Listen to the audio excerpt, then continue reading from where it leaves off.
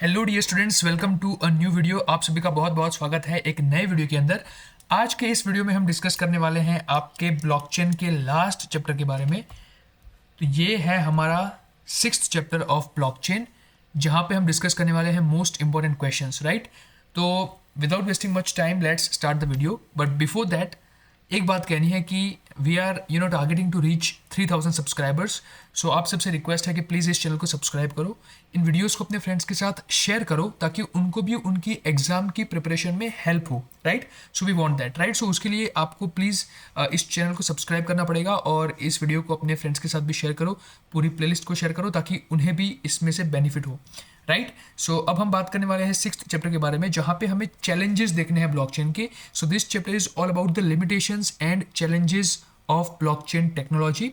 तो उसके बारे में हम इस चैप्टर में डिस्कस करेंगे। काफ़ी इजी चैप्टर है और चलिए अब शुरू करते हैं, ठीक है। तो पहला क्वेश्चन है हमारा, discuss the scalability issues in blockchain. Blockchain के अंदर आने वाले स्केलेबिलिटी इश्यूज के बारे में हमें यहाँ पे बात करनी है, right. So let's first talk about the scalability की स्केलेबिलिटी का मतलब क्या होता है। So scalability in blockchain refers to the system's ability to handle a growing number of transactions, ठीक है। यानी कि स्केलेबिलिटी का बेसिक मतलब ये होता है कि किसी भी एक सिस्टम की एबिलिटी होना कि वो हैंडल कर सके ग्रोइंग नंबर ऑफ ट्रांजैक्शंस, यानी कि उसके ऊपर जो ट्रांजैक्शंस होती है अगर वो बहुत ज़्यादा मात्रा में होती है तो उसमें कैपेसिटी होनी चाहिए उसको हैंडल करने की। इसे हम बोलते हैं स्केलेबिलिटी, यानी कि increased number of transactions should not affect the system, तो हम उसको कहेंगे कि उसकी स्केलेबिलिटी हाई है। लेकिन ब्लॉकचेन में यहाँ पर ये एक डिसएडवांटेज है कि जब इंक्रीज्ड नंबर ऑफ ट्रांजैक्शंस हो जाते हैं प्लेटफॉर्म के ऊपर तो फिर वो उसे हैंडल नहीं कर पाता है। तो इसका मतलब इसकी जो स्केलेबिलिटी है वहाँ पे कहीं ना कहीं कुछ इशू है, राइट। तो उसी के बारे में हमें इस थियरी में डिस्कस करना है। Let's talk about the blockchain कौन कौन से स्केलेबिलिटी इश्यूज फेस करता है उसके बारे में। सो उसके बारे में अब यहाँ पे थियरी को याद रखने के लिए मुझे पता है कि आपको बहुत डिफिकल्टी महसूस होती है, तो उसके लिए यहाँ पे मैं आपके लिए एक एक्रोनिम लेके आया हूँ जो कि है TBNCR, राइट। सो ये जो आप देख रहे हैं ना एक्रोनिम TBNCR, राइट। इस एक्रोनिम को आपको यहाँ पे याद रखना है। मैं हर एक क्वेश्चन के लिए आपके लिए मतलब एक एक्रोनिम लेके आया हूँ ताकि आप हर एक क्वेश्चन को अच्छे से जितने भी पॉइंट्स उसके अंदर आते हैं उसको याद रख सके, राइट। तो यहाँ पे आपको याद रखना है TBNCR, ठीक है, TBNCR। अब ये T क्या है? T का मतलब है ट्रांजेक्शन थ्रूपुट, ठीक है। अब समझते हैं कि ट्रांजेक्शन थ्रूपुट क्या है। So public blockchains like Bitcoin and Ethereum can process only a limited number of transactions per second। यानी कि हमारे जितने भी पब्लिक ब्लॉकचेन्स होते हैं जैसे कि इथीरियम हो गया, फिर बिटकॉइन हो गया, ये बहुत ही लिमिटेड नंबर ऑफ ट्रांजेक्शन्स को ही हैंडल कर पाते हैं पर सेकेंड, और उसकी वजह से ये स्लोअर है compare to traditional system like Visa. यानी कि जो ट्रेडिशनल सिस्टम्स होती हैं वो इससे कई ज़्यादा फास्ट है। बिकॉज यहाँ पे अगर आप बिटकॉइन की बात करें तो देखो बिटकॉइन जो है वो सिर्फ 7 ट्रांजेक्शंस पर सेकंड हैंडल कर सकता है, तो इसकी जो ट्रांजेक्शन को हैंडल करने की जो स्पीड है वो बहुत ही कम है। इसलिए पहला पॉइंट हमारा हो गया ट्रांजेक्शन थ्रूपुट, ठीक है। तो यहाँ पे हमने TBNCR में से पहला देख लिया T, which is transaction throughput. अब हम बात करते हैं B के ऊपर। B क्या है? Block size limit. अब यहाँ पे जो ब्लॉकचेन में हमारे ब्लॉक्स होते हैं ना, ब्लॉक, यहाँ पे ब्लॉक की साइज अगर कम हुई तब भी वो ज़्यादा ट्रांजैक्शन को स्टोर नहीं कर पाएगा। तो ये भी इशू यहाँ पे आपको देखने को मिलता है। The size of each block is fixed. यहाँ पे हर एक ब्लॉक की जो साइज होती है वो फिक्स्ड होती है। जैसे बिटकॉइन के केस में ये है 1 MB। So this limits the number of transactions that can be stored in the block. इसकी वजह से होता क्या है कि जो नंबर ऑफ ट्रांजेक्शंस आप स्टोर कर पाते हैं वो आप ज़्यादा नहीं कर पाएंगे in the case of blockchain, because block की साइज बहुत लिमिटेड है। तो इसकी वजह से भी स्केलेबल नहीं है, जो आपकी टेक्नोलॉजी है वो स्केलेबल नहीं हो पाती है, राइट। फिर हम बात करते हैं नेक्स्ट है नेटवर्क कंजेशन। तो नेटवर्क कंजेशन का मतलब क्या है कि कंजेशन का मतलब है ट्रैफिक हो जाना। यानी कि अगर बहुत सारे यूजर्स जो है वो नेटवर्क को ज्वाइन कर लेंगे तो उससे क्या हो जाएगा कि जो पेंडिंग ट्रांजेक्शंस है वो बढ़ जाएंगी, बिकॉज सारी ट्रांजेक्शन आप सर्व नहीं कर पाओगे और बहुत बड़ी पेंडिंग लिस्ट क्रिएट हो जाएगी ट्रांजेक्शंस की, और जिससे वो डिले होने लगेंगी और हायर ट्रांजेक्शन फीस भी बढ़ जाएगी। यानी कि ट्रांजेक्शन फीस भी बढ़ जाएगी बिकॉज ट्रांजेक्शन की डिमांड बढ़ रही है, तो अगर डिमांड बढ़ेगी तो उसकी फीस बढ़ेगी और उसका डिले भी होगा। तो ये हो जाता है नेटवर्क कंजेशन। यानी कि जब आपके ब्लॉकचेन नेटवर्क पे बहुत ज़्यादा यूजर्स आ जाते हैं, बहुत ज़्यादा यूजर्स उसको ज्वाइन करते हैं नेटवर्क को, तब यहाँ पे आपकी जो ट्रांजैक्शंस है वो पेंडिंग होने लगती है, जिससे डिले होगा और हायर ट्रांजैक्शन फीस होगी, right. So we have talked about TBN। अब हमें बात करनी है C और R के बारे में। तो C क्या है? Consensus mechanism. अब कंसेंसस मैकेनिज्म आपको पता ही क्या होता है। So proof of work requires all nodes to validate every transaction. Proof of work में क्या होता है आपको पता है ना कि कॉम्पिटेशनल एफिशिएंसी काफ़ी ज़्यादा चाहिए। यहाँ पे आप क्रिप्टोग्राफिक पजल्स को सॉल्व करते हैं in order to validate the transactions. तो यहाँ पे जो सारे नोड्स होते हैं उनको वैलिडेट करनी पड़ती है हर एक transaction, each and every transaction, जिसमें बहुत ही ज़्यादा टाइम लगता है और कॉम्पिटेशनल रिसोर्सेज लगते हैं, राइट। तो यहाँ पर भी आपका जो है वो स्केलेबिलिटी का इशू क्रिएट हो जाता है। देन रिसोर्स कंजप्शन, यानी कि स्केलिंग अगर आपको करनी है तो उसके लिए आपको बहुत ज़्यादा स्टोरेज की जरूरत पड़ती है, बहुत ज़्यादा कंप्यूटेशनल पावर की जरूरत पड़ती है और बैंडविड्थ की भी जरूरत पड़ती है, which are not easily affordable for all participants. और ये इजीली अफोर्डेबल चीज़ नहीं है, इट इज़ वेरी एक्सपेंसिव। तो यहाँ पे रिसोर्स का जो कंजप्शन है वो भी बहुत ज़्यादा है। तो इसी के साथ हमने समझ लिया कि स्केलेबिलिटी के कौन कौन से इशूज़ हैं जो हम देखते हैं ब्लॉकचेन के अंदर, और इसको याद रखना है TBNCR से। T stands for the transaction throughput, B stands for the block size limit, N stands for the network congestion, C stands for the consensus mechanism and R stands for the resource consumption. ठीक है, चलिए अब आगे बढ़ते हैं next theory पे, which is discuss the lack of governance and standard challenge of blockchain implementation in detail. So we have to talk about the lack of governance. अब आपको पता है कि जो ब्लॉकचेन नेटवर्क होता है वो डिसेंट्रलाइज्ड होता है, यानी कि यहाँ पे कोई सेंट्रल अथॉरिटी नहीं होगी जो कि हमारे नेटवर्क को कवर कर रही होगी, राइट। यहाँ पे सारे के सारे जो नोड्स हैं वो डिस्ट्रीब्यूटेड है, और जो ब्लॉकचेन है यानी कि जो हमारा लेजर है वो इन सभी नोड्स के अमोंग अक्रॉस ये डिस्ट्रीब्यूटेड होता है। तो यहाँ पे lack of governance and standard, और स्टैंडर्ड भी यहाँ पे नहीं है। क्यों स्टैंडर्ड नहीं है? बिकॉज यहाँ पे हर एक ब्लॉकचेन प्लेटफॉर्म अगर आप चेक करते हो, जैसे बिटकॉइन की अपनी खुद की टेक्नोलॉजी अलग से, इथेरियम अपना खुद अलग कुछ कर रहा है, हाइपरलेजर अपना खुद का कुछ अलग कर रहा है। तो हर एक ब्लॉकचेन प्लेटफॉर्म के खुद के अलग प्रोटोकॉल्स हैं, आर्किटेक्चर है, खुद की अगर अलग अलग खुद की पॉलिसीज है, टेक्नोलॉजीज है, फंक्शनैलिटीज है। उसकी वजह से यहाँ पे एक स्टैंडर्ड फॉलो नहीं हो रहा है, एक सेम प्रिंसिपल फॉलो नहीं हो रहा है। ठीक है, तो इसके बारे में हम यहाँ पे डिस्कस करना है। ठीक है, we have to discuss the lack of governance and standard challenge of blockchain implementation in detail, right. तो इसको भी याद रखने के लिए मैं आपके लिए एक एक्रोनिम लाया हूं, यानी कि एक शॉर्ट फॉर्मेट लाया हूं जो है DLP लेड। ठीक है, आपको याद रखना है DLP लेड। और यहाँ पे कीवर्ड के लिए कैसे याद रखोगे, देखो TBNCR आपको याद रखना है कि अगर आपको क्वेश्चन पूछा जाता है स्केलेबिलिटी के रिगार्डिंग, बिकॉज यहाँ पे कंफ्यूजन भी हो सकता है कि कौन सा एक्रोनिम किस थियरी के लिए था। तो अगर स्केलेबिलिटी की बात हो तो याद रखना TBNCR, और अगर बात हो लैक ऑफ गवर्नेंस की तो गवर्नेंस के केस में याद रखना DLP लेड। ठीक है, DLP लेड, LAD। तो यहाँ पे गवर्नेंस और स्टैंडर्ड के हमें लैक यानी कि lack of governance and standard के बारे में डिस्कस करना है in blockchain implementation. The absence of a clear governance framework and standardisation is a significant challenge in blockchain implementation. ये बहुत बड़ा चैलेंज है, and below are the key points explaining this issue, right. So सबसे पहली बात आती है decentralised nature. अब यहाँ पे हमें पता है कि ब्लॉकचेन का नेचर कैसा होता है, it is a decentralised network. यानी कि जितने भी मतलब ब्लॉकचेन के अंदर आपके nodes है, they will act without a central authority. So blockchain operates without a central authority, making it hard to establish rules for decision making and conflict resolution. यानी कि यहाँ पे कोई central authority नहीं है, उसकी वजह से रूल्स को इस्टेब्लिश करना काफ़ी डिफिकल्ट होता है, बिकॉज ये बहुत डिफिकल्ट है कि सारे के सारे नोड्स आपकी बात मानेंगे। यहाँ पे कोई अथॉरिटी नहीं है, यानी कि अब यहाँ पे होगा क्या, एक कॉन्फ्लिक्ट हो सकता है कि सारे नोड्स अपनी खुद की मनमर्जी कर सकते हैं, राइट। सो डिसीजन मेकिंग में और रिजोल्यूशन में बहुत ज़्यादा कन्फ्लिक्ट हो जाता है। So this can lead to disagreements among participants. इसकी वजह से क्या होगा कि पार्टिसिपेंट्स के बीच में डिसएग्रीमेंट्स होंगे ऑन प्रोटोकॉल अपग्रेड्स और चेंजेस। तो यहाँ पे डिसएग्रीमेंट का इशू सबसे बड़ा आपको देखने को मिलेगा कि किसी भी डिसीजन पे वो एग्री नहीं होंगे, और डिसएग्रीमेंट के बहुत ज़्यादा यहाँ पे इश्यूज क्रिएट होंगे, कन्फ्लिक्ट्स क्रिएट होंगे। तो पहला हो गया हमारा DLP लेड में से D हमने देख लिया। अब हम बात करते हैं L के बारे में, which is lack of standardisation.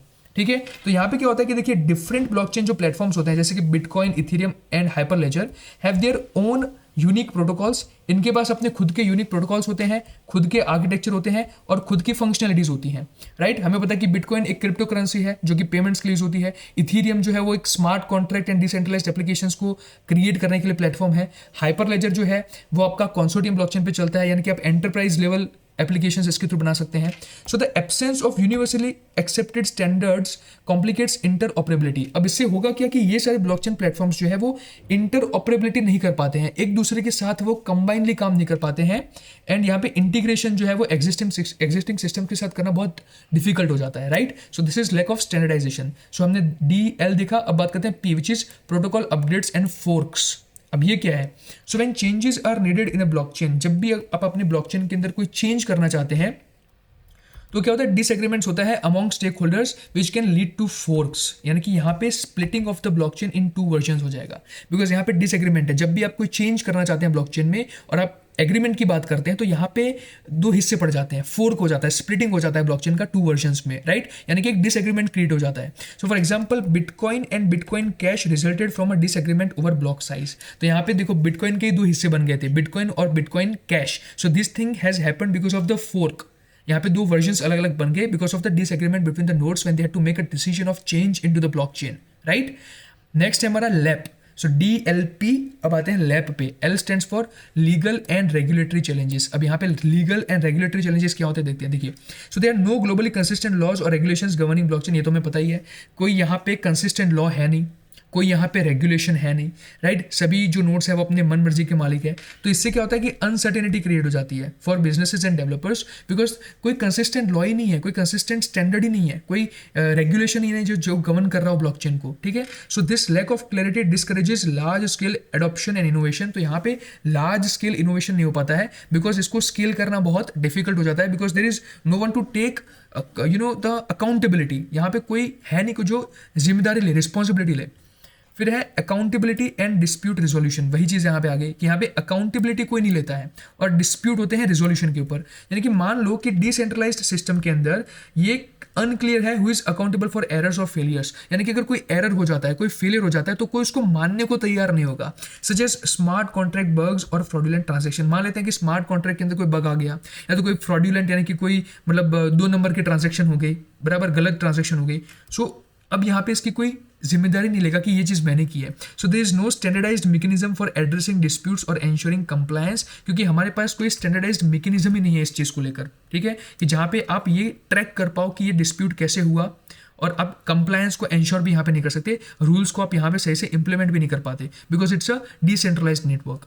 Then हमारा है, देखिए हम LA, अब आते हैं D पे, यानी कि डिफिकल्टी इन कोलैबोरेशन। हमने क्या देख लिया, DLP, ठीक है, यहाँ पे एक्रोनिम के हिसाब से DLP, LA एंड अब हम बात करते हैं D पे, यानी कि DLP लेड में से हम देखेंगे अब D, which is difficulty in collaboration. अब यहाँ पे कोलैबोरेशन में भी डिफिकल्टी होती है because without established governance and standards collaboration between different organisations, industries and governments become challenging.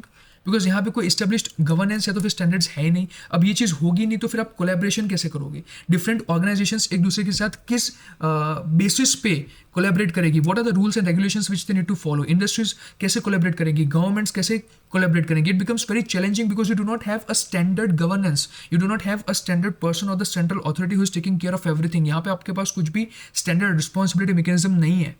सो इसकी वजह से यहाँ पे जब गवर्नेंस ही नहीं है, जब स्टैंडर्ड ही नहीं है, so how can you collaborate between different industries and the organizations or the government, right? So this issue is also there, difficulty in collaboration. So we have talked about the different issues which are there because of the lack of governance and standard in the blockchain implementation. So आपको याद रखना है इसको, how DLP led, right? So this is my acronym, okay? अगर आप अपने खुद के बनाना चाहते हैं that is also okay, but I have thought कि अगर मैं आपको कुछ थोड़ी बहुत आपके लिए ईजी कर सकता हूँ तो only considering that I have come up with acronyms, right? So I hope कि it will be helpful for all of you, right? Now discuss the blockchain implementation limitations in detail. अब ये जो है ये स्टैंडर्ड क्वेश्चन है, it will be asked for 7 marks in your examination, 7 marks में पूछा जाएगा। It is a very standard question, so be prepare with it and इसके सारे पॉइंट्स को अच्छे से देखना है हमें। सो यहाँ पर भी मैंने आपको एक एक्रोनिम दिया है विच इज SHCDR किला, ठीक है, ऐसे याद रख लो, SHCDR किला। यहाँ पे I 2 बार है, ठीक है, तो SHCDR ऐसे बोलो मेरे साथ, बोलते रहो, रिपीट करो, SHCDR किला, ओके। और आपको ये किस केस के लिए याद रखना है? सो ब्लॉकचेन लिमिटेशन के लिए, ठीक है, याद रखना है इसको ब्लॉकचेन लिमिटेशन के लिए। यानी कि ब्लॉकचेन लिमिटेशन वाला कोई भी क्वेश्चन दिखाई दे या तो फिर ब्लॉकचेन चैलेंजेस वाला कोई भी क्वेश्चन दिखाई दे तो उस केस में आपको ये सारे के सारे पॉइंट्स लिख के आने हैं, okay. So these are the 10 points which you have to remember which will help you to get 7 marks in your exam, right? So let's talk about the blockchain implementation limitations. सो देखिए, अब limitations की सीधी पे बात करते हैं कि भाई कौन कौन सी लिमिटेशंस होते हैं ब्लॉकचेन के अंदर। सबसे पहली है स्केलेबिलिटी इशूज़। वो तो हमने पहले भी बात की कि स्केलेबिलिटी इशूज़ तो यहाँ पे है, यानी कि इसकी जो ट्रांजेक्शन स्पीड है वो बहुत लिमिटेड है। Public blockchains like Bitcoin and Ethereum process fewer transactions per second compare to centralised systems. ये सेंट्रलाइज्ड सिस्टम्स के कंपैरिजन में कम ट्रांजैक्शंस को प्रोसेस कर पाते हैं। नेटवर्क कंजेशन यानी कि जब यहाँ पे बहुत ज़्यादा यूजर्स हो जाते हैं तो उसकी वजह से डिलेड ट्रांजैक्शंस हो जाते हैं और फीस जो है वो ट्रांजैक्शन की बढ़ जाती है। Then it is resource intensive यानी कि इसके लिए बहुत ज़्यादा आपको रिसोर्स लगते हैं, कॉम्पिटिशनल पावर लगती है, so it requires significant computational power and storage, और आपको बहुत ज़्यादा स्टोरेज भी यहाँ पे लगता है। सो स्केलेबिलिटी का एक बहुत बड़ा इशू आपको यहाँ पे देखने को मिलता है। सो हमने देख लिया एस, अब हम आते हैं एच पे। H stands for high energy consumption. इसमें एनर्जी कंजप्शन भी बहुत ज़्यादा है, बिकॉज जब हम बात करते हैं ऐसे consensus mechanisms like proof of work, तो वहाँ पे आपको पता है कि कंज्यूम बहुत करता है एनर्जी को। For example Bitcoin mining uses energy equivalent to that of small countries, यानी कि छोटे छोटे देशों में जो उनका पूरा एनर्जी कंजप्शन हो जाता है उतना तो बिटकॉइन की माइनिंग में लगता है। अब सोचो कि कितना आपको कंप्यूटेशनल पावर एंड रिसोर्सेज आपको लगेंगे, तो यहाँ पे एनर्जी कंजप्शन बहुत ज़्यादा है, which is not a good thing. So ये जो है वो ब्लॉकचेन को एनवायरमेंटली अनसस्टेनेबल बनाता है, ठीक है। ये सस्टेनेबल नहीं है, एनवायरमेंट के लिए हानिकारक चीज़ बन जाती है, and it is specially for the large scale application, यानी कि लार्ज स्केल एप्लीकेशन की अगर बात करें तो वहाँ पे ये एनवायरमेंट को हार्म पहुँचाता है, because it requires a lot of computational power and energy, it consumes enormous energy जब हम बात करते हैं माइनिंग की, right.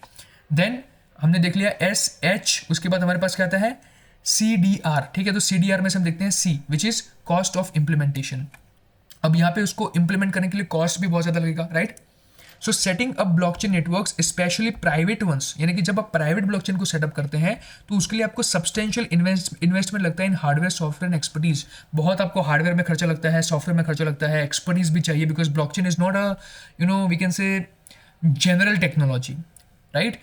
Most of the people don't know about it if we talk about the general perspective, यानी कि गांव में जाके पूछोगे do you know about the blockchain technology, they won't say that okay I know about it. In fact in cities also most of the people won't be knowing too much about the blockchain technology, because it's हम बोल सकते हैं इसको एक emerging technology है, and it is still developing and it will develop a lot in the upcoming future, और उसके बाद people will able to understand that what blockchain exactly is, and they will be able to utilize its advantages in a more efficient way.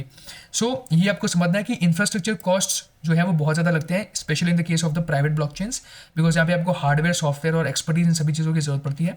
साथ ही में transaction fees भी बहुत होगी, यानी कि यूजर्स ऑफन पे fees for transaction validation which can become expensive during network congestion, यानी कि कॉस्ट जो है वो बहुत लगता है, ट्रांजैक्शन के लिए भी आपको कॉस्ट देना पड़ता है, specially during the network congestion, right.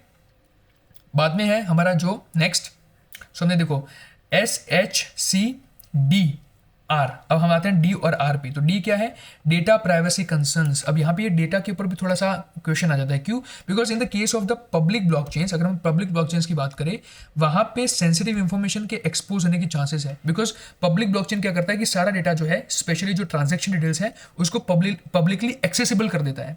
तो उस केस में कहीं गलती से ये भी हो सकता है कि जो सेंसिटिव डेटा है वो भी क्या हो जाए, आपका एक्सपोज हो जाए। So even in private blockchains में भी कंप्लीट डेटा प्राइवेसी जो है वो हमेशा आप गारंटी नहीं कर सकते हैं। You can not always guarantee the complete data privacy, right. Then next is regulatory and legal uncertainty. Okay, तो हम अब यहाँ पे आगे देखो S H C D R, R पे आ जाओ। चलो आर पे बात करते हैं। आर क्या बोल रहा है, रेगुलेटरी एंड लीगल अनसर्टिनिटी। यहाँ पे रेगुलेटरी और लीगल अनसर्टिनिटी रहती है। तो यहाँ पर देखिए क्लियर रेगुलेशंस नहीं है, हमने अभी बात की, okay, which create legal risk for companies adopting the technology. So jurisdictional differences in law makes cross border blockchain applications challenging. यानी कि देखो हर एक देश के जो रूल्स एंड रेगुलेशंस है वो अलग अलग होते हैं, और ब्लॉकचेन जो है वो डिसेंट्रलाइज्ड टेक्नोलॉजी है, इसके खुद के कुछ रूल्स एंड रेगुलेशंस नहीं है। तो कुछ कंट्रीज के रूल्स एंड रेगुलेशंस के हिसाब से अगर ये नहीं चलता है तो उस केस में आपके रेगुलेटरी और लीगल इनसर्टेनिटी को आप फेस कर सकते हैं। Next is complexity and skill gap. अब ये देखो, ये जो भी मैंने बात की कि blockchain is not a popular technology yet, हम इसको जनरल टेक्नोलॉजी नहीं बोल सकते हैं। So blockchain technology is complex and requires skilled developers and administrators. ये एक कॉम्प्लेक्स टेक्नोलॉजी है जिसके लिए आपको स्किल्ड डेवलपर्स चाहिए और एडमिनिस्ट्रेटर्स चाहिए। So the limited availability of professionals with blockchain expertise increases implementation challenges. यहाँ पे हमारे पास लिमिटेड अवेलेबिलिटी है प्रोफेशनल्स की जिनके पास ब्लॉकचेन की सही में एक्सपर्टीज हो, जिससे हमारे इंप्लीमेंटेशन में बहुत सारे चैलेंजेस आते हैं। हम तो यहाँ पे क्या कर रहे हैं, हम तो सिर्फ थियरी समझ रहे हैं ना, we are not actually understanding the implementation of the blockchain, but you really require the people, right, who have that expertise, who can really help you to implement the blockchain technologies and leverage its benefits in an extraordinary way. So that's why it has the issue of complexity and skill gap. The next is interoperability challenges. अब ये भी बात है, तो different blockchain use distinct protocols and architectures, जो हमने पहले भी बात की, जो डिफिकल्ट कर देता है टू इंटीग्रेट और कम्युनिकेट बिटवीन सिस्टम्स। इंटीग्रेशन और कम्युनिकेशन यहाँ पे क्या हो जाता है, डिफिकल्ट हो जाता है। And lack of standardisation further complicates cross platform interoperability, और यहाँ पे स्टैंडर्डाइजेशन नहीं है, एक स्टैंडर्डाइज्ड फॉर्मेट आपको देखने को नहीं मिलता है, तो उसकी वजह से आपका जो क्रॉस प्लेटफॉर्म इंटरऑपरेबिलिटी है, यानी कि दो प्लेटफॉर्म्स एक दूसरे के साथ जो है वो काम नहीं कर सकते हैं, राइट, सही से।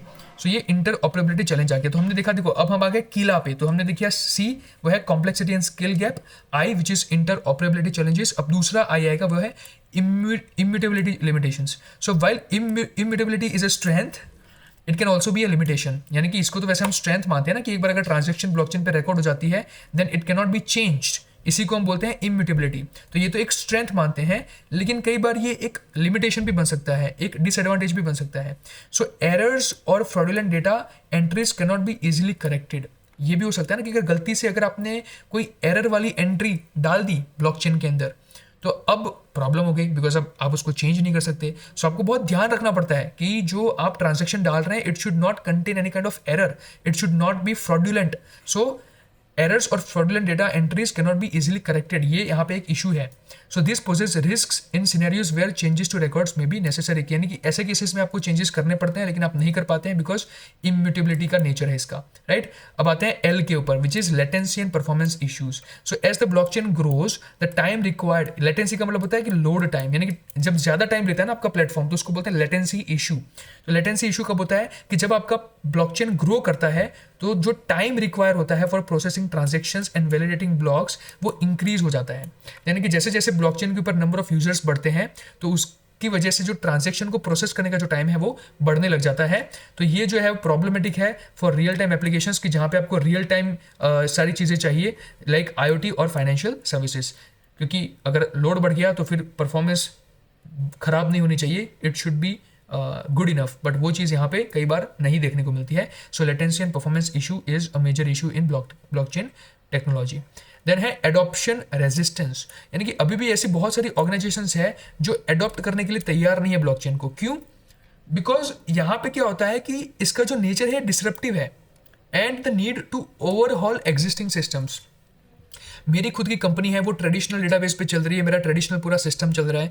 सडनली मेरे पास कोई इंटेलिजेंट बंदा आता है, मुझे कहता है कि आप ब्लॉकचेन का यूज़ करो, it will help you to increase the growth of your business. लेकिन मैं नहीं मानूंगा, because it will cost a lot of infrastructure to me. Blockchain एक नई टेक्नोलॉजी है, और आप मुझे कह रहे हो कि मैं अपनी पूरी पुरानी टेक्नोलॉजी को हटा दूं और सारी चीज़ें मैं ब्लॉकचेन के थ्रू इंप्लीमेंट करवाऊं, तो वो बहुत मुश्किल चीज़ है ऑर्गेनाइजेशंस को समझानी कि आप ब्लॉकचेन टेक्नोलॉजी को इंप्लीमेंट करो। So convincing stakeholders about its long term benefits can be challenging, वो नहीं समझ पाएंगे because they don't know that how beneficial it can be in the upcoming future, right.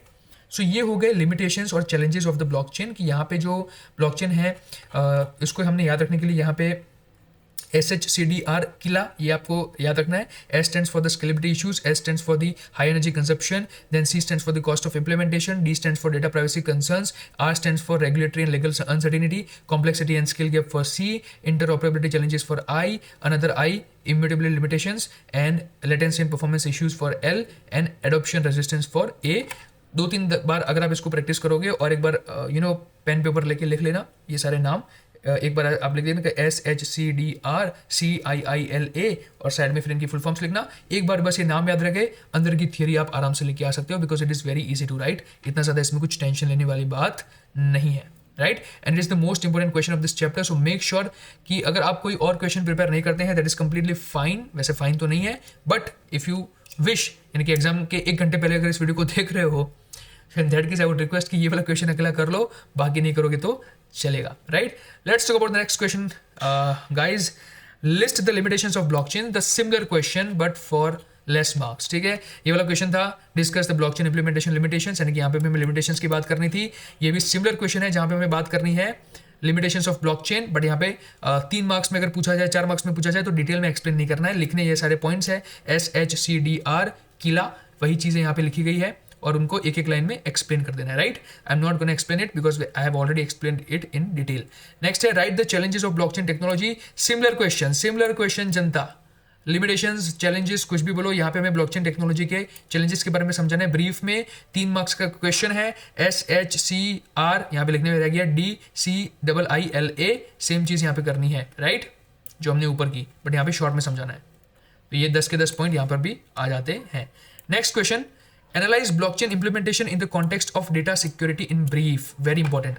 यहाँ पे हमें ब्लॉकचेन के इंप्लीमेंटेशन को समझाना है in the context of data security, यानी कि डेटा की सिक्योरिटी के लिए हमारा ब्लॉकचेन क्या करता है, डेटा की सिक्योरिटी के लिए ब्लॉकचेन इंप्लीमेंटेशन क्या करता है, that is what we have to discuss into this particular theory. और इसके लिए हमें याद रखना है E data, IDETA, E data या फिर आई डेटा, कुछ भी बोलो, आई डेटा, ई डेटा, जो बोलना अच्छा लगता है वो बोल दो। तो यहाँ पे हम बोलेंगे इसको आई डेटा, ठीक है, I data, which is for which question, data security के लिए। अगर डेटा सिक्योरिटी की बात की जाए, यानी कि डेटा सिक्योरिटी के लिए ब्लॉकचेन ने क्या किया, डेटा सिक्योरिटी के लिए ब्लॉकचेन ने क्या किया, तो डेटा सिक्योरिटी के लिए ब्लॉकचेन ने आई डेटा किया, ठीक है। तो आई डेटा में आई क्या है हमारा, इम्यूटेबिलिटी, ठीक है। इम्यूटेबिलिटी का मतलब क्या है, Once data is recorded on a blockchain, it cannot be altered or deleted. एक बार आपका डेटा चला गया ब्लॉकचेन में, इसको आप ऑल्टर या तो फिर डिलीट नहीं कर सकते हैं।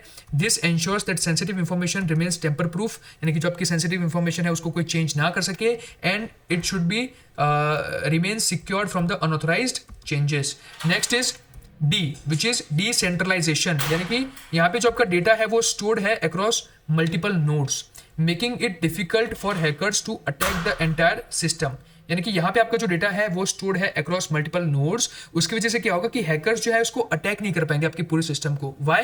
बिकॉज देखिए, जब हम एक सेंट्रल ऑर्गेनाइजेशन की बात करते हैं, जब आपके पास एक सेंट्रल अथॉरिटी होती है, तो आपका जितना भी सारा इंपॉर्टेंट डेटा है वो वहाँ पे उस सेंट्रल अथॉरिटी पे होगा। तो अटैकर के लिए ईजी है, क्योंकि एक बार अगर उसने वो सेंट्रल अथॉरिटी पे अटैक कर दिया तो वो आपका डेटा एक्सेस कर लेगा। लेकिन डिसेंट्रलाइज्ड नेटवर्क में क्या होता है कि यहाँ पे जो डेटा है वो सभी नोड्स के अक्रॉस क्या है, फैला हुआ है, हर एक नोड के पास डेटा है। तो अगर एक आध नोड पे अटैक कर भी लिया तो बाकी के नोड्स के पास तो डेटा वैसा का वैसा रहेगा। So making it difficult for hackers to attack the entire system. वो पूरे सिस्टम को तो अटैक कर नहीं पाएंगे, right, because it's a decentralised system. यहाँ पे जो डेटा है वो स्टोर्ड है across multiple nodes. So this reduces the risk of a single point of failure compare to centralised databases. यानी कि सेंट्रलाइज्ड डेटाबेसेस में जो प्रॉब्लम है वो यहाँ पे नहीं होगी, कि जहाँ पे एक सिंगल पॉइंट ऑफ फेलियर वाला जो केस है वो यहाँ पे आपको देखने को नहीं मिलेगा। So we have seen I data का आई और डी। अब हम बात करते हैं ई के बारे में, विच इज एनक्रिप्शन। देखिए बहुत ईजी है, डेटा सिक्योरिटी की बात कर रहे हैं तो आपको प्रेडिक्टेबल होता है ना कि फिर ई फॉर तो फिर क्या होगा, एनक्रिप्शन ही होगा, ठीक है। आई फॉर तो इम्यूटेबिलिटी ही होगा, डी फॉर डिसेंट्रलाइज्ड ही होगा, राइट। तो अब बात करते हैं एनक्रिप्शन के बारे में। सो ब्लॉकचेन यूजेस क्रिप्टोग्राफिक टेक्निक्स। यहाँ पे जो ब्लॉकचेन है वो क्रिप्टोग्राफिक टेक्निक का यूज करता है, such as hashing and public और प्राइवेट की एनक्रिप्शन टू सिक्योर डेटा। यानी कि डेटा को सिक्योर करने के लिए उसको एक कोडेड फॉर्मेट में कन्वर्ट करना पड़ता है, ताकि हर कोई व्यक्ति उसको एक्सेस ना कर सके और सिर्फ ऑथोराइज्ड पार्टीज ही उस डेटा को एक्सेस कर सके। तो उसके लिए आप जो डेटा है उसको सिक्योर करने के लिए डिफरेंट टेक्निक्स का यूज करते हैं, क्रिप्टोग्राफिक टेक्निक्स का यूज करते हैं, जिससे वो सिक्योर्ड फॉर्मेट में कन्वर्ट हो जाए। This ensures the data is encrypted and can only B accessed और वेरीफाइड बाय ऑथोराइज्ड पार्टीज। यानी कि उसको ऑथोराइज्ड पार्टीज ही एक्सेस कर सके, ऐसा ये एंश्योर करवाता है। नेक्स्ट है हमारा ई डेटा में से T, which is transparency and traceability. So blockchains का जो ट्रांसपेरेंट लेजर है, राइट, वो अलाउ करता है यूजर्स को टू ट्रेस एवरी ट्रांजेक्शन। अब यूजर जो है यहाँ पे हर एक ट्रांजेक्शन को ट्रेस कर सकता है, देख सकता है, एंड डेटा चेंज को भी वो ट्रैक कर सकता है, ensuring accountability and reducing fraudulent activities. अब इससे होगा क्या कि जो यूजर है वो सारी चीजें देख पा रहा है कि okay everything is happening in front of my eyes, I can see each and every transaction, which is making me believe that the entire network is performing in a effective way. यानी कि आपका जो entire network है वो एक अच्छी तरीके से काम कर रहा है और उसमें किसी भी तरह की फ्रॉडुलेंट एक्टिविटी नहीं हो रही है, बिकॉज सब कुछ आपकी आंखों के सामने हो रहा है, everything is transparent in front of you और आप उसको ट्रेस कर पा रहे हैं। तो ये जो है एक विश्वास बनाता है, एक अकाउंटेबिलिटी बनाता है और रिड्यूस करता है फ्रॉडुलेंट एक्टिविटीज को। नेक्स्ट हमारा लास्ट है एक्सेस कंट्रोल। ई डेटा का लास्ट एक्सेस कंट्रोल, यानी कि प्राइवेट ब्लॉकचेन्स में क्या होता है कि एक्सेस कंट्रोल मैकेनिज्म्स को इंप्लीमेंट किया जाता है to limit who can read, write और modify डेटा। यानी कि यहाँ पे आप वो सेटिंग्स डाल सकते हैं प्राइवेट ब्लॉकचेन में कि कौन कौन सा व्यक्ति है वो रीड कर सकता है, राइट कर सकता है या तो फिर मॉडिफाई कर सकता है अपने डेटा को, providing an additional layer of security, जिससे आपकी सिक्योरिटी कायम रहती है। यानी कि आप डिफाइन करते हैं कि भाई ये हाईएस्ट लेवल का है प्राइवेट ब्लॉकचेन में, so he can do all of this things, okay, and the people who are at the lower level they would not be able to do everything, they can just read the data और we can see read the transaction. तो वो भी आप जो है इसके through access control define कर सकते हैं कि भाई किस बंदे को किस चीज़ का एक्सेस है। So that can be possible in private blockchains. तो हमने देख लिया कि किस तरीके से डेटा सिक्योरिटी इंश्योर करता है अपना ब्लॉकचेन, ठीक है। तो immutability, decentralisation, encryption, transparency and traceability and access control. Next theory के बारे में बात करते हैं, which is define hash function in blockchain and what are the key characteristics of hash. अच्छा, अब हमें यहाँ पे हैश फंक्शन के बारे में डिस्कस करना है। It is also very important theory, 4 marks में आपको पूछी जा सकती है या तो फिर 7 मार्क्स में भी पूछी जा सकती है, right. So what is a hash function? A hash function in blockchain is a mathematical function that takes an input and returns a fixed size string of characters which appears random. अब देखो hash का काम क्या है, यहां से समझो। यहाँ पे हैश में क्या होता है कि ये आपका जो प्लेन टेक्स्ट है, यानी कि आपकी जो सिंपल लिस्ट ऑफ ट्रांजेक्शन है, वो जाती है हैश फंक्शन में, ठीक है। यानी कि आपका है सिक्योर हैश एल्गोरिदम, इसमें आपकी जो जाएगी इनपुट जाएगा यहाँ पे आपका। अब ये जो इनपुट है इसको क्या करेगा हैश फंक्शन, एक फिक्स्ड साइज ऑफ स्ट्रिंग में कन्वर्ट कर देगा। यहाँ पे जो आउटपुट देगा उसकी जो साइज होगी वो फिक्स्ड होगी irrespective of the input. Input भले किसी भी साइज का हो, आउटपुट हमेशा एक फिक्स कैरेक्टर स्ट्रिंग निकलेगी इस तरीके से, जिसको बोलते हैं हैश्ड टेक्स्ट। अब ये जो टेक्स्ट है, ये टेक्स्ट जो है वो अनऑथराइज्ड यूजर्स इसका एक्सेस नहीं कर सकते हैं, बिकॉज वो इसको समझ ही नहीं पाएंगे। They will have to decode it, और उसको डिकोड करने के लिए आपको हैश फंक्शन पता होना चाहिए। उसके अलावा आप इसको वापस से प्लेन टेक्स्ट में कन्वर्ट कर ही नहीं सकते। तो इट इज नॉट इरिवर्सिबल, मतलब इट इज नॉट रिवर्सिबल, आप रिवर्स नहीं जा सकते। हैश टेक्स्ट में से आप प्लेन टेक्स्ट में वापस नहीं जा सकते हैं। तो जो अटैकर होगा वो कभी जान ही नहीं पाएगा, right, without having the proper की कि ये हैश टेक्स्ट एग्जैक्टली क्या कहना चाहता है, राइट। तो अब इसकी थियरी देखो।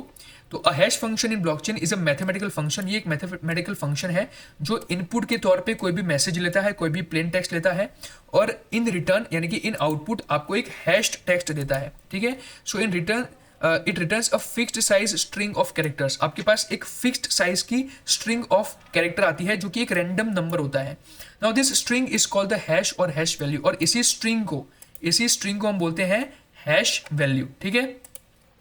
इन blockchain hash functions are used to ensure data integrity and security. तो इनका यूज किसके लिए होता है? डेटा इंटीग्रिटी एंड सिक्योरिटी के लिए, ताकि कोई अनऑथराइज्ड यूजर जो है वो आपके डेटा को एक्सेस ना कर जाए, राइट। इसकी की कैरेक्टरिस्टिक्स को अब हम डिस्कस करते हैं। उसके लिए आपको याद रखना है ये एक्रोनिम विच इज DFFPANC, जिसको हम बोलेंगे DF² PANC, ठीक है। DF² PANC, ऐसे याद रख लो, DF² PANC। तो सबसे पहले बात करते हैं डी के बारे में। डी क्या है? डिटर्मिनिस्टिक। डिटर्मिनिस्टिक का मतलब क्या है कि ये डिटरमिन्ड है, ठीक है। ये एकदम दृढ़ संकल्प इसने ले रखा है। क्या दृढ़ संकल्प है?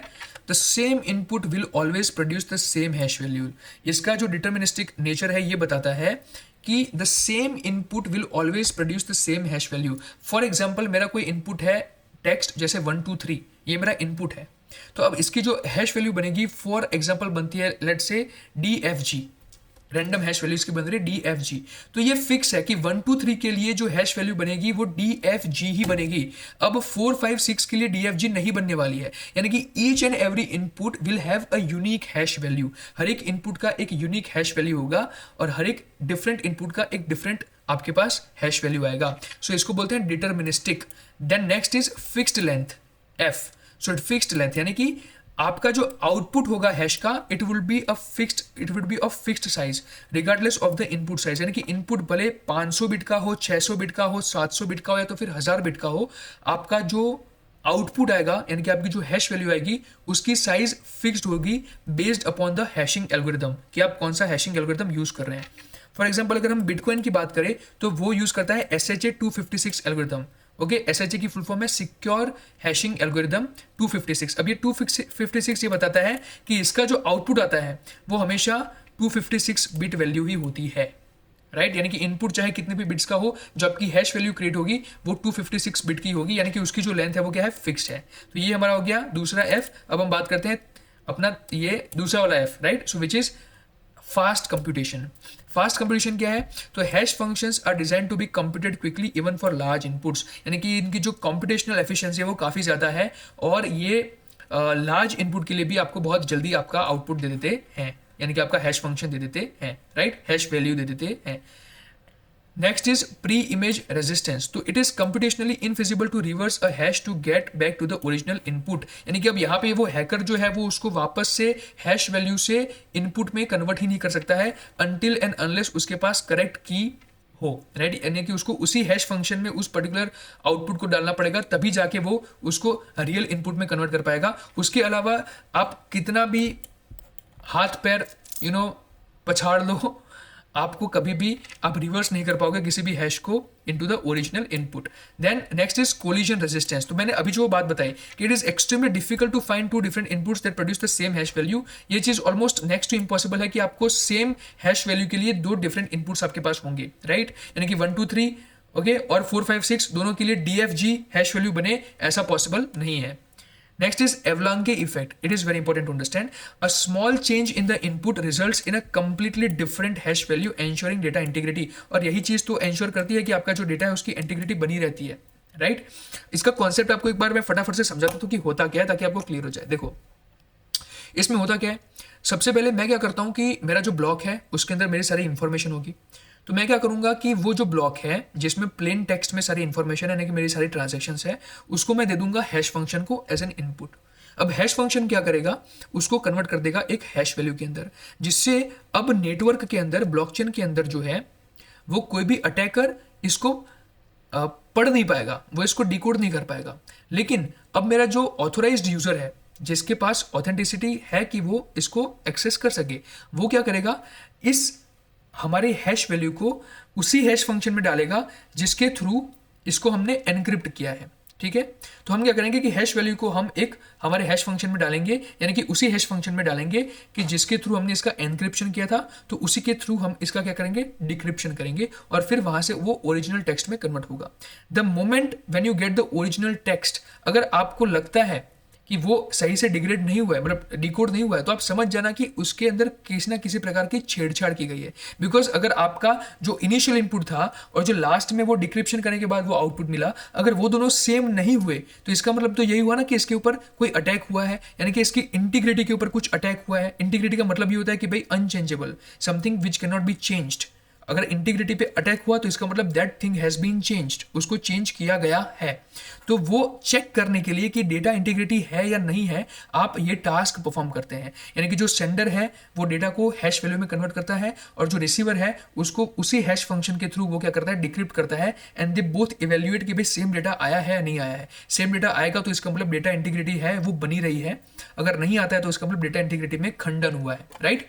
और दूसरी बात है इसी को, और एवलांगे इफेक्ट क्या बोल रहा है कि अगर आप इनपुट में, यानी कि अगर 1 2 3 मेरा इनपुट है, अगर मैं उसमें थोड़ा सा भी चेंज करता हूं, एक डिजिट का भी चेंज करता हूं, तो मेरा जो हैश वैल्यू क्रिएट होती है वो ड्रास्टिकली चेंज होगी, वो पूरी की पूरी वैल्यू चेंज हो जाएगी, पूरा का पूरा जो रैंडम नंबर आता है वो चेंज आता है। तो इससे ये होता है कि आपको हर एक यूनिक इनपुट के लिए अगर आप उसमें से छोटा सा भी चेंज करते हैं इनपुट में, तो वो जो चेंज होगा वो वहां पे आपको बहुत बड़ा दिखाई देगा।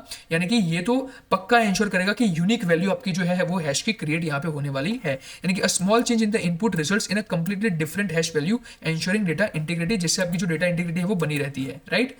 फिर नेक्स्ट है नॉन रिवर्सिबल, यानी कि it is not possible to reconstruct the original input from its hash value ensuring the privacy of the data. यानी कि ये डेटा की प्राइवेसी को एंश्योर करता है, यानी कि कोई भी जो है अटैक करके रिकंस्ट्रक्ट नहीं कर सकता है ओरिजिनल इनपुट को फ्रॉम द हैश वैल्यू। आप हैश वैल्यू में से ओरिजिनल इनपुट जो है वो कभी भी रिकंस्ट्रक्ट नहीं कर पाते हैं। तो ये आपकी प्राइवेसी ऑफ द डेटा को एंश्योर करता है। तो ये हो गया नॉन रिवर्सिबल, ये नॉन रिवर्सिबल इसका नेचर है। तो हमने देख लिया क्या, DF² पानसी, ठीक है। ये आपको याद रखना है किसके लिए भाई, अपने हैश फंक्शन वाले थियरी के लिए, right. So you have to remember this thing for the hash.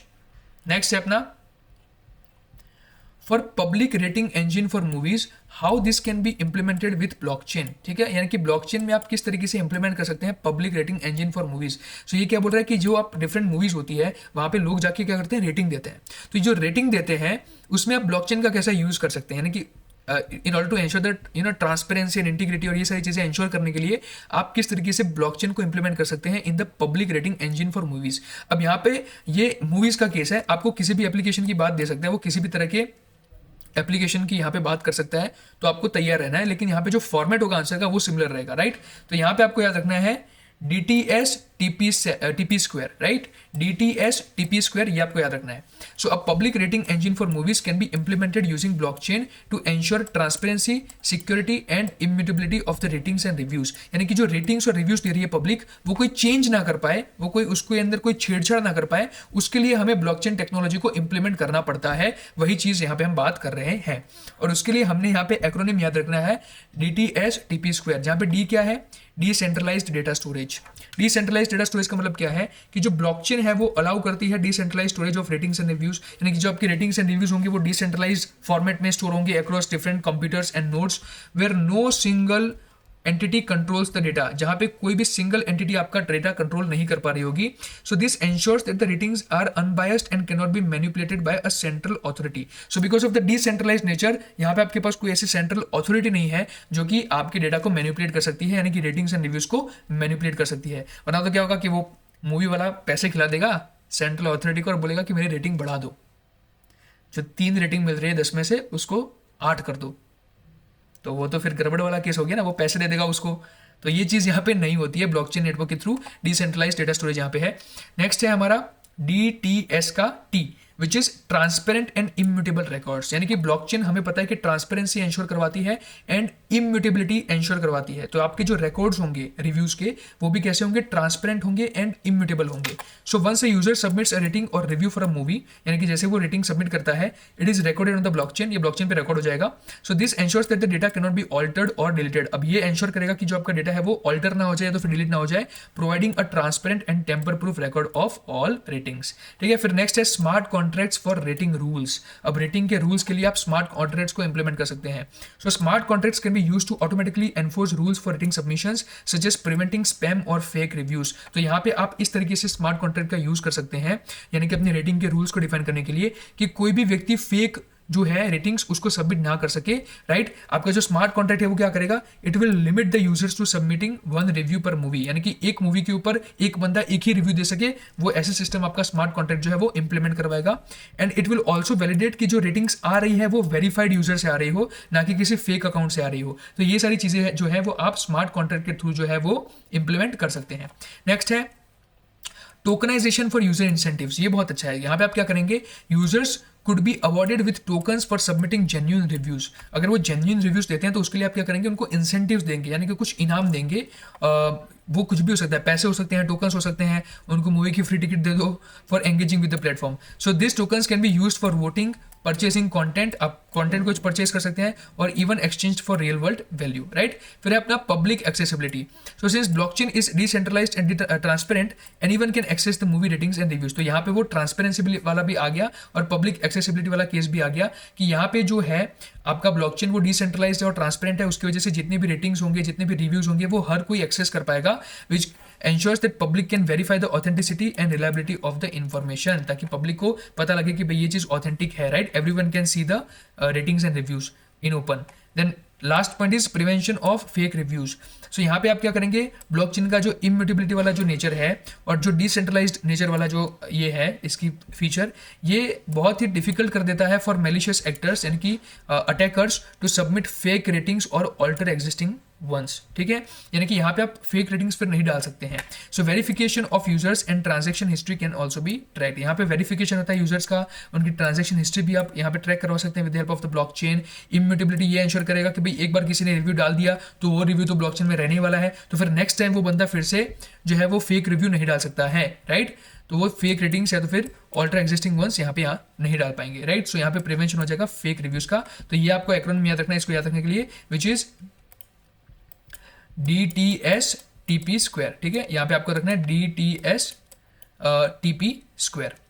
So D stands for the decentralized data storage, T stands for the transparent and immutable records, S stands for the smart contracts for rating rules, T stands for the tokenization for user incentives, P stands for the public accessibility and another P stands for the prevention of fake reviews. तो इस तरीके से आपको समझना है. देखो कोई भी इंडस्ट्री बोल दे, यहाँ पे तो आपको बताया था कि भाई पब्लिक रेटिंग और इंजन के लिए आपको बताना है, कुछ भी बोल दे, बस आपको क्या करना है कि ऐसी थ्योरी लिखते वक्त आपको जनरल प्रिंसिपल्स के बारे में सोचना है ब्लॉकचेन के. और ये जनरल प्रिंसिपल्स क्या है, ट्रांसपेरेंसी हो गई, इम्यूटेबिलिटी हो गई, डिसेंट्रलाइज्ड नेचर हो गया. ठीक है. फिर public accessibility of the network हो गया। ये सारी चीज़ें आप जब याद रखते हैं, कुछ जनरल प्रिंसिपल्स याद रखते हैं ब्लॉकचेन के, जो कि हम पिछले 5 चैप्टर से डिस्कस करते आ रहे हैं, तो आप किसी भी प्रकार की थियोरी को अच्छे से लिख के आ सकते हैं। स्टूडेंट्स ये बहुत बार ये कंप्लेन करते हैं ना कि भाई बहुत ये बाहर का सिलेबस आ गया, बाहर के क्वेश्चन आ गए, ये बहुत ही सिचुएशनल क्वेश्चन थे। तो ब्लॉकचेन में ऐसे क्वेश्चंस पूछे जा सकते हैं। You have to be prepare for that, because आपके पास इंग्रेडिएंट्स है, you have those tools with yourself. आपको बेसिक फंडामेंटल्स पता है ब्लॉकचेन के, you know about what is smart contract, आपको पता है कि कंसेंसस मैकेनिज्म क्या होता है, आपको पता है कि ब्लॉकचेन की एप्लीकेशंस क्या, आपको पता है कि ब्लॉकचेन के अंदर कैसी टेक्नोलॉजीज होती हैं, आपको पता है कि ब्लॉकचेन कैसे काम करता है, आपको पता है कि रिक्वेस्ट कैसे भेजी जा सकती है, आपको पता है कि ब्लॉकचेन का आर्किटेक्चर कैसा है। You know each and everything about the blockchain, then in that scenario what is the problem? You just have to use your creativity, and then on the basis of that you have to write the answer. As simple as that, right? Next है अपना final question, which is it safe to implement blockchain in the banking sector? Justify the reason in brief. So yeah, it is definitely uh, uh, possible, and it is safe to implement the blockchain in the banking sector, and we have already discussed about this question in the 5th chapter. वहाँ पे हमने इसके बारे में discuss किया था, जहाँ पे उसने पूछा था कि भाई इज इट लाइक पॉसिबल, और लाइक हम कर सकते हैं या नहीं कर सकते हैं बैंक सेक्टर के अंदर, ऐसा कुछ क्वेश्चन था। यानी कि सिमिलर क्वेश्चन था, both of them have the same answer, right? तो यहाँ पर हम इसको फटाफट से डिस्कस करते हैं। 5th चैप्टर में हमने ऑलरेडी इस क्वेश्चन को कवर किया है, लेकिन फिर से एक बार इसको देख लेते हैं फटाफट से। Yes, implementing blockchain in the banking sector can be safe, but it comes with both benefits and challenges. कुछ बेनिफिट्स एंड चैलेंजेस है। अब यहाँ पे देखना, ये वाली जो थियरी है ये भी बहुत जनरलाइज्ड है, जनरल प्रिंसिपल से ही काम करेंगे यहाँ पे। पहला देखो, सिक्योरिटी आ गया, एनआई सिक्योरिटी। अब ये तो हमें पता ही है कि ब्लॉकचेन सिक्योर है। So blockchain encryption, immutability and decentralised, देखो वही चीज है, एनक्रिप्शन है इसमें, इम्यूटेबिलिटी है, वही चीजें लिखनी है। डिसेंट्रलाइज्ड जो है वो make it highly secure against fraud and cyber attacks. तो ये बहुत स्ट्रॉन्ग है, इसकी सिक्योरिटी अच्छी है, तो यहाँ पे फ्रॉड होने नहीं वाला है, साइबर अटैक होने नहीं वाला है। तो बैंकिंग सेक्टर में तो यही चाहिए ना कि भाई कोई आके अटैक ना कर जाए, कोई नीरव मोदी आना जाए, right? So each transaction is recorded in an immutable ledger, okay, यानी कि एक बार रिकॉर्ड हो गई, it can not be changed, reducing the risk of unauthorised alterations. फिर क्या है? ट्रांसपेरेंसी, देखो वही चीज। So blockchain allows for transparent real time transaction tracking, making it easier for banks to perform audits and ensuring compliance with regulations. यानी कि banks जो है वो इजीली रियल टाइम जो ट्रांजेक्शन ट्रैकिंग है और इजीली वो ऑडिट्स और जो कंप्लायंस के साथ होता है, रेगुलेशंस के साथ जो फॉलो करना होता है उसको फॉलो कर सकती है। फिर फास्टर ट्रांजेक्शंस, तो फास्टर ट्रांजेक्शंस तो होंगे ही, बिकॉज रिपल वाला केस आएगा, क्रॉस बॉर्डर पेमेंट्स कर सकते हैं, okay, reducing settlement times for days two minutes, यानी कि बहुत कम टाइम में आप ट्रांजेक्शंस को कर सकते हैं, तो फास्टर ट्रांजेक्शंस हो जाएंगी। और स्पेशली डिसेंट्रलाइज्ड फाइनेंस एप्लीकेशंस में ये बहुत ज़्यादा यूजफुल होगा। देन कॉस्ट रिडक्शन, यानी कि bye eliminating intermediaries and automating processes using smart contracts, blockchain can reduce operational cost specially in clearing and settlement. तो हमें पता है कि स्मार्ट कॉन्ट्रैक्ट्स जो होते हैं उसकी मदद से आप टास्क को ऑटोमेट कर सकते हैं। तो यहाँ पे आपको इंटरमीडियरीज की, यानी कि लॉयर्स की या तो फिर किसी भी दूसरे बिचौले की जरूरत नहीं पड़ती है। तो इससे होता क्या है कि आपके जो कॉस्ट है वो कम हो जाते हैं इंटरमीडियरीज के लिए, जो आपको दूसरे लोगों को हायर करना पड़ता है, थर्ड पार्टी को हायर करना पड़ता है जो मैनेज करने के लिए सारी चीज़ों को, वो नहीं करना पड़ेगा, बिकॉज वो सारे टास्क तो आपका स्मार्ट कॉन्ट्रैक्ट ही ऑटोमेटिकली परफॉर्म कर रहा है when specific conditions are getting triggered, ठीक है? तो कॉस्ट रिडक्शन यहाँ पे जरूर होगा। अब बट यहाँ पे चैलेंजेस क्या है? चैलेंजेस ये है कि रेगुलेटरी एंड लीगल अनसर्टेनिटी। अब यहाँ पे मैंने वही चीज़ बताई थी कि ब्लॉकचेन के अंदर कोई सेंट्रलाइज्ड स्टैंडर्डाइजेशन नहीं है, कोई यहाँ पे गवर्नेंस नहीं है। तो गवर्नेंस नहीं है, क्लियर रेगुलेशंस नहीं है, तो उससे बैंक्स के लिए इसको इंप्लीमेंट करना बहुत ही डिफिकल्ट हो जाता है, यानी कि वो फुल्ली अडॉप्ट नहीं कर सकती है ब्लॉकचेन टेक्नोलॉजी को, राइट? तो ये यहाँ पे एक रेगुलेटरी एंड लीगल अनसर्टेनिटी देखने को मिलती है। फिर स्केलेबिलिटी, देखियो ये इसका दूसरा डिसएडवांटेज आ गया कि पब्लिक ब्लॉकचेन्स जो होते हैं वो स्केलेबिलिटी इश्यूज फेस करते हैं, तो उसकी वजह से आप लिमिट करेंगे user, limit their use in processing high volumes of banking transactions. तो बैंक के अंदर जो है वो आप लार्ज नंबर ऑफ ट्रांजेक्शंस जो है वो फिर प्रोसेस नहीं कर पाते हैं, क्योंकि यहाँ पे जो पब्लिक ब्लॉकचेन है वो लिमिटेड नंबर ऑफ ट्रांजैक्शंस को ही हैंडल कर पाता है। तो यहाँ पे स्केलेबिलिटी का इशू भी आपको देखने को मिलता है।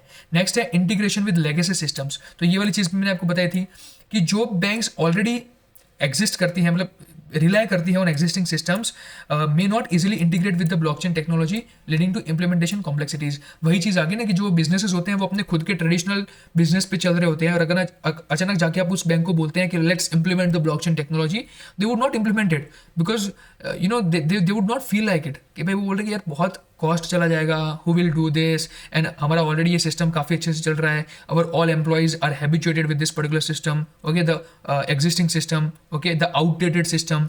तो वो नई सिस्टम को अप्लाई करने में बहुत ज़्यादा सोचते हैं and they do not agree with it because they think कि यार इसमें बहुत कॉस्ट जाएगा, बहुत इंफ्रास्ट्रक्चर लगेगा and it's a completely new technology which people don't know कि कैसे काम करती है, सो सबको ट्रेनिंग भी देनी पड़ेगी।